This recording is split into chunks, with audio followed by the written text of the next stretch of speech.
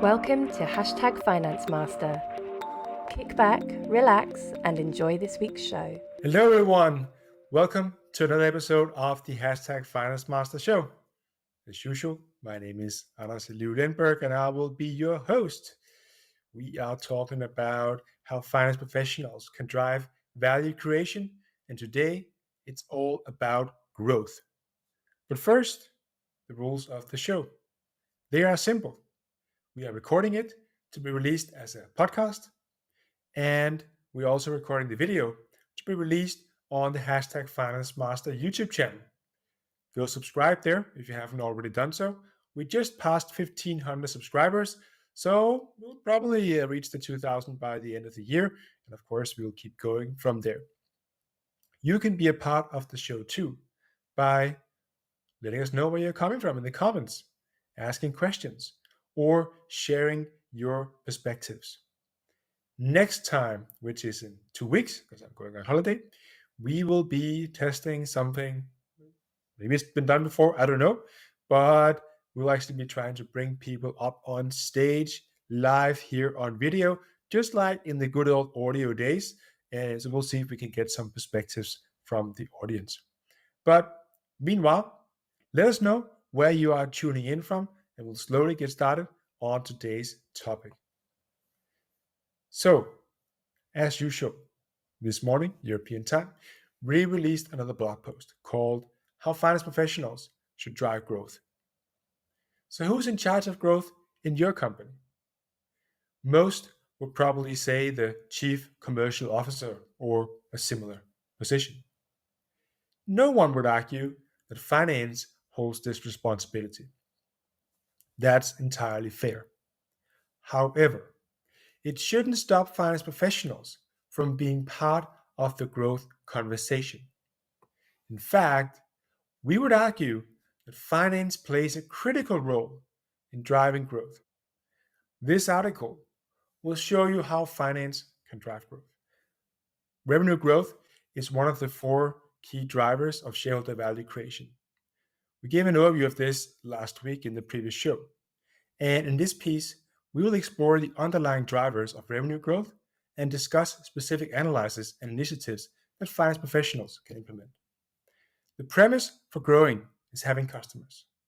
And we can split this into the volume they buy and the price they pay. Volume, of course, can be divided into the products they purchase and their location, like geographical scope and markets. And the price part can be divided into a staircase, going from gross or list prices to net price and the cash you receive. So this could include discounts, rebates, allowances, and so on. There are numerous elements that we can consider optimizing. It's critical, though, that the commercial team has insights into the numbers of each of these elements. This sounds easy, but it's often something that companies struggle with. We've, for instance, seen many companies with the ambition to create a customer profitability overview to guide commercial decisions, only to realize they cannot produce high-quality information. First, we'll focus on ways to optimize price and volume. Then we'll look into specific analyses that finance professionals, i.e. you, can perform to provide visibility into the development of these drivers. But before we dig into it, here's a question for you. Are you working on driving growth in your company? Let us know in the comments. And if you don't get to it here in the live show, feel free to put it on YouTube as well later on, and we'll definitely get back to it. And by all means as well, despite technical challenges, let us know where you are tuning in from. It's always nice to see all the different places around the world where you're coming from. So don't hold back on that either. We certainly appreciate it. Okay, so it's all about optimizing revenue growth, at least if you're in the commercial space here. We will mainly view this through the customer lens, but also consider specific initiatives focused on pricing. In the customer view, there are 2 primary approaches. You can acquire new customers. The commercial team typically focuses on this. However, it's also the hardest way to grow revenue. It requires a lot of sales and marketing efforts, and usually product and service innovation to attract new customers from competitors. Alternatively, you can retain and grow existing customers. This is the easiest way to grow revenue, but unfortunately, many companies lose their focus on their customers as soon as they're in the door, and that's a real shame. They become a matter of customer service, and I'm not saying anything bad about customer service. They definitely play a relevant role as well, but sales and marketing teams shouldn't forget them in their efforts. So few customer service teams, of course, are trained in or upselling, and this leads to many missed opportunities. Companies should focus on account management to keep existing clients satisfied with the goal of growing them and, at the very least, retaining them. As it relates to pricing, this is an undervalued art. Earlier this year, we co-hosted an event with North Consulting, and they're experts in pricing. They highlighted an extensive list of 21 pricing components that companies could focus on to realize their customers' full net revenue potential. Here's a summary of the main components: market level price guidance, contractual level pricing, order level pricing, after sales pricing, and invoice level pricing. Typically, companies only focus on the price they set in the market. But as you can see, there is significant granularity to pricing to explore. I remember from my days in shipping how the dialogue around pricing unfolded. There would be weekly pricing calls where each market would discuss what movements they saw from competitors and what pricing they recommend to be set. Following this, the pricing team would set the prices and share them with customers through pricing sheets, sometimes even large Excel sheets. There was very little connection between this activity and the net price we could extract from the system. So many optimization opportunities were lost.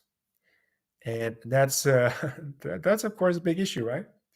So when speaking price and volume, we shouldn't forget the mix effect either. I'm sure you all know about the mix effect, right? So even without changing the overall price and volume, we can still grow revenue by shifting volume from less to more attractive customers, for instance. It's easy to get lost in the numbers and not take action. However, this lever should not be overlooked as a revenue growth opportunity either. Back to my shipping days, we once ran an initiative called Pricing the Tail. The initiative was to counter our market share being too high in less attractive locations. We increased the price in these locations, and either we would get a higher price or the volume would shift to more attractive locations, since we had limited space. It was a simple yet very effective initiative. So that's just me talking, but here's a question for you. How are you optimizing revenue growth in your company? Let us know in the comments. And meanwhile, I can see people are starting to tune in here. So that's great. I have Kumar saying hi, Donald from Netherlands. Kumar says he's from India as well, and Ilham from Azerbaijan. So great to see some people tuning in here, despite these sometimes technical challenges. But I think we're doing well now. So thanks a lot for tuning in. And yeah, let us know, how are you dealing with growth in your company? Are you involved as finance professionals? I think you should be. Lots of opportunities there. And if you lack inspiration even after this talk here, let me know. We have much more content available on this. Okay, so what is it actually that you as finance professionals can do other than knowing how to optimize this? So getting caught up in a monthly performance management cycle with review meetings and generic actions that land on your commercial stakeholders' desks is easy. But finance professionals should be proactive and analyze revenue data ongoingly to highlight specific optimization and growth opportunities. So here are 4 examples of such analysis. The first is sensitivity analysis. It's undoubtedly a challenge to set the right price in the market. What is the right price? It's what the customers are willing to pay. Simple, right? You can't ask them what they're willing to pay. Instead, you can conduct a sensitivity analysis.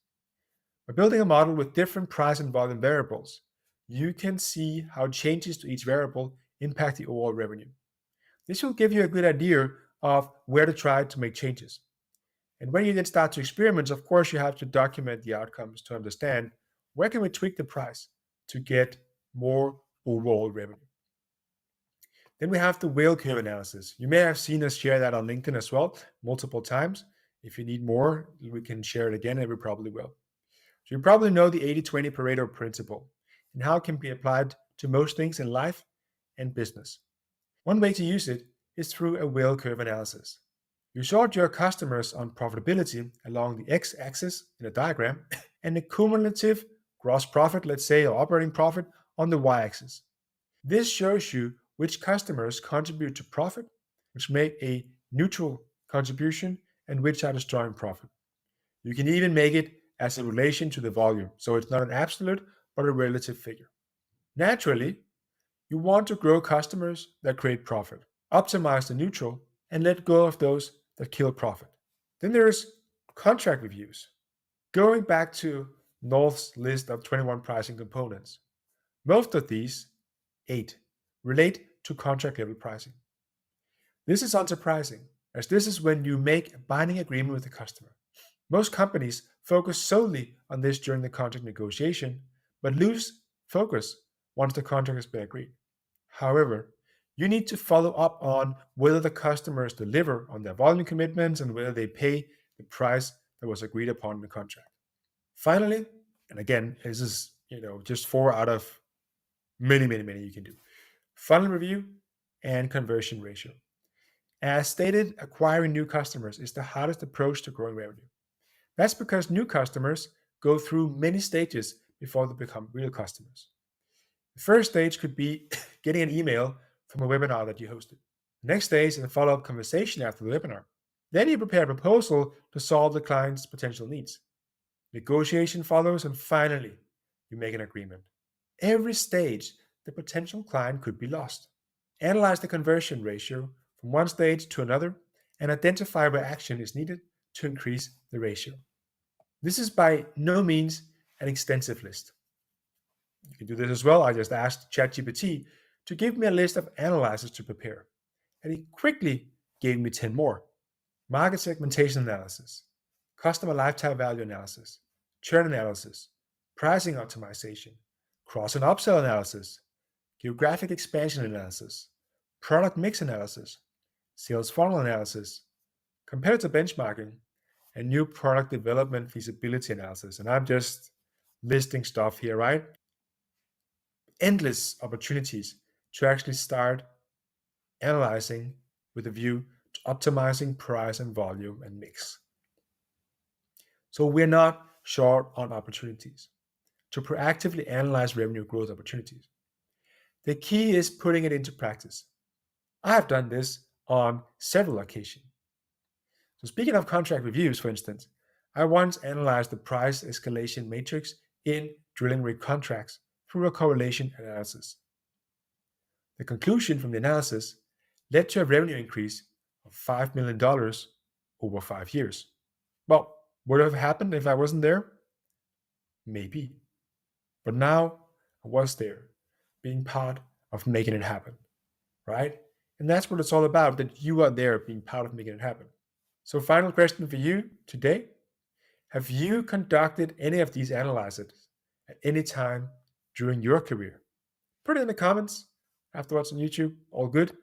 Meanwhile, we'll just check in here. You can see we also have Joseph from Togo, Pestry from Tanzania, and then Kumar is starting to talk about all of the different types of analysis he's done: forecasting and trend analysis, Pareto, bounce rate.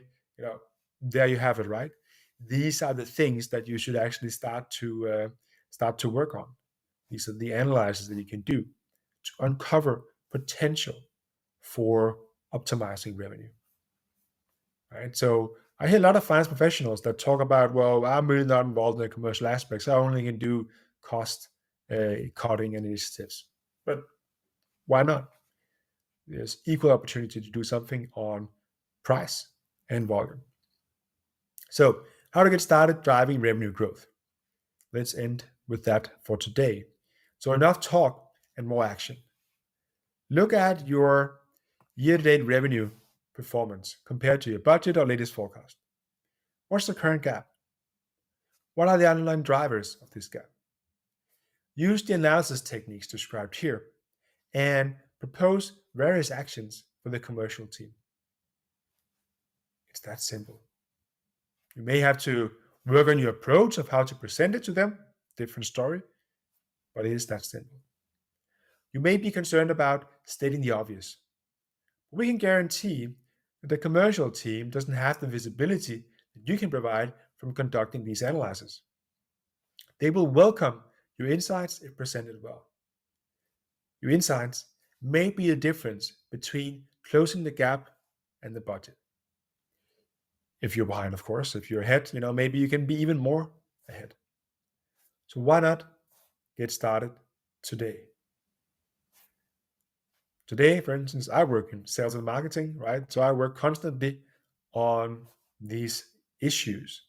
And I'd love for someone to come and show me more ways that we should be working on this. And I'm sure your commercial counterparts would too. We'll also just say have a hi here from Omar. So hi to you as well. Great to have everyone on the show today, despite some technical challenges. It happens from time to time. Next time is going to be in 2 weeks. I certainly hope we don't have any technical challenges because we will be testing something new. So the good old days when we ran the audio shows, you could just raise your hand and then you would be able to come up on stage. Since we're going live on LinkedIn, we didn't have that option. But next time, 24 October at 1 p.m. Central European Time, we will. We'll provide a link where you can click on it and enter the green room, or whatever we call it, off stage. And when we ask some of these questions during the show, you can come up on stage, video on, and join the discussion. All you need to put in is your name, your title, and then we go. So I hope that some of you are already now starting to mentally prepare for this. Would love to have some of you up here. I think it would put a lot of color to the show. Make it almost like a real life talk show, right? I don't think that has ever been seen before in finance. So hoping to see you there in 2 weeks. If you have questions about how to come up on stage, feel free to message me. Meanwhile, at least we're excited to try this. Maybe we get no one, maybe we get a lot. Let's see. At least it would make the show very unique in the content space here. But that's it for today. I will see you in 2 weeks. Thanks a lot for being here, for adding your comments, for letting us know where you're tuning in from. But I will see you again in 2 weeks. Bye for now. You've been listening to #FinanceMaster. Don't forget to subscribe to stay updated on the latest trends in finance and accounting.